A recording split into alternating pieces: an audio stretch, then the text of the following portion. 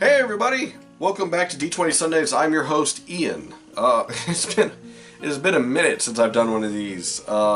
If you caught it, I did a video not too long ago, kind of explaining as to where I've been and kind of what I plan on with the channel going forward. But I figured I'd start back with all of my videos with a D20 Sundays to kind of return to the norm. So a few months ago. I want to say it was a couple months ago. God, time has been weird during this whole quarantine thing. Wizard of the Coast came out and said, we're no longer doing evil races, or they're changing the narrative as to how they do evil races. Now, I'm not going to argue that. I'm not going to argue, why they're doing it and whether they should or shouldn't. I'm not going to argue that. The reason being is because while I understand the reason why they're doing it, I don't fully agree with it, because it's kind of hard to justify certain aspects of a race as far as Dungeons and Dragons go. It's kind of like, I cannot justify Westboro Baptist Church. I can't. It's not happening. I'll probably hit them with my car if I see them. No, I'm gonna put that away, trying not to be violent. Moving forward, so as far as some of the evil races, Drow and Orcs were like some of the major ones that people kind of pointed to. I'm not going to try and defend Dark Elves, and I personally am not a fan of them. I never have been. I try to use them as minimally as possible in a lot of my campaigns, and even my own campaign setting, I kind of made them a non-player race. It's like, no, you cannot be this race, because due to the lore of the world itself, you will be killed on sight by even your own party members, because there is no such thing, oh, there's a good Dark Elf. No, and even if you were, no one would trust you. No one would trust you well enough to give you the chance to prove yourself. Especially not anyone of the Holy Order, because they're like, your people are the direct enemy of one of our gods. We're going to kill you. So, I'm not going to even try and justify or change them. I did, however, do with a number of other of the, evil races, such as the Kobolds and the Orcs. For the Orcs, I made them much more tribalistic and clan-like. They are xenophobic in a sense, kind of like the Amish. They don't like the new ways, they like the old ways. The old ways have always been good, the old ways have always done them well. Why should they change the old ways? No, the old ways have protected us and we will stay with the old ways. So as such, Orcs tend to be very secluded. They live very far away from settlements. They tend to keep to themselves. They do still go out and raid and pillage and all that stuff, but that's kind of what they do. If they see a settlement that's too close to what they consider their boundaries, they will go and they will eliminate that settlement. Or they might challenge a settlement in their orcish ways, and the settlement will be like, we're being raided by orcs, and the orcs are kind of like, no, we're challenging you because we believe that you might be strong, and if you prove that you're strong by defeating us, then we'll leave you alone for a good long while. But if you fail to defeat us, well, we're taking your women to make more orcs. And that's kind of just the way that their culture is. Yes, some might see that's evil, but to the orcs, that's normal. And I tried to essentially mold the orcs kind of after that. They are, like I said, xenophobic. They're stuck in their ways. They like the old ways. They don't like the new ways. You might see half-orcs in a major city and, some small settlements out in the outliers. But as far as a full-blooded orc being in the main city, not happening unless something's going on.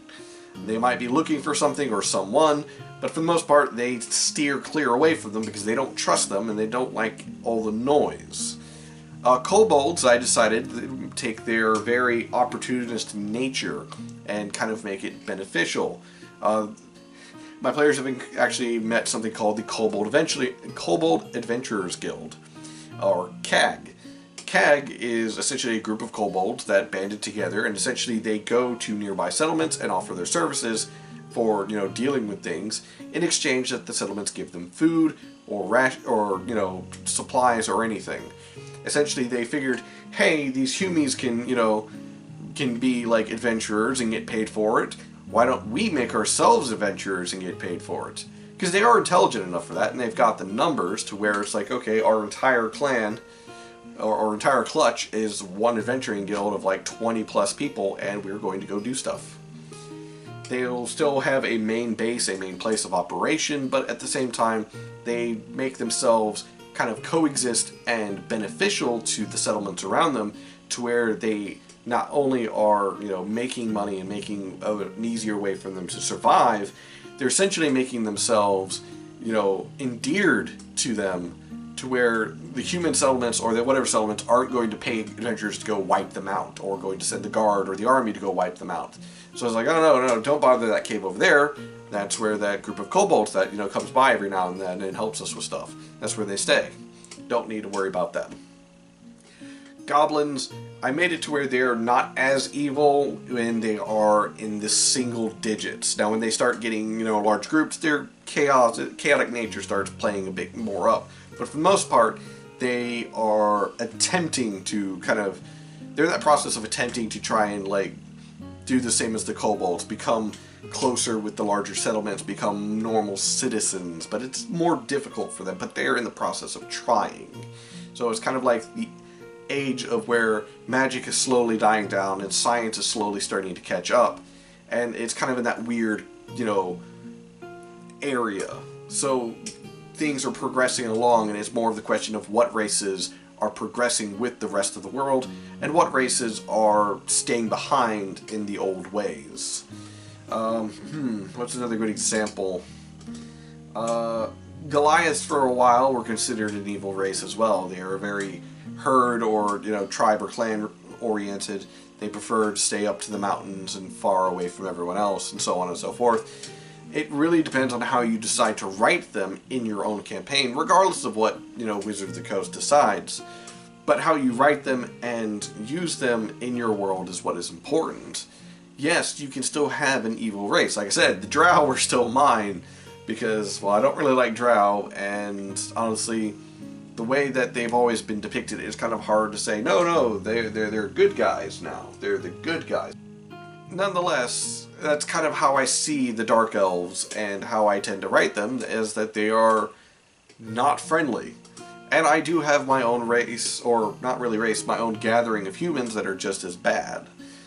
But when it comes down to it, when you're taking each of the monster races, each one that is capable of having a culture or society, you need to start thinking, how do you want to use them? Do you just want to use them as the bread and butter that they've been all the time, or do you want to add flavor to them? Do you want to change them up to where they can become something more and create a much more unique and dynamic world? Which I guess is what, Wizard of the Coast is trying to do by creating new narratives, by saying, no, the Wanti aren't nearly as evil as they used to be. Or they're not evil anymore, they're accepted and they have their own weird ways. Kind of like the Amish. Well, are the Amish evil? No, the Amish aren't evil. You get what I mean.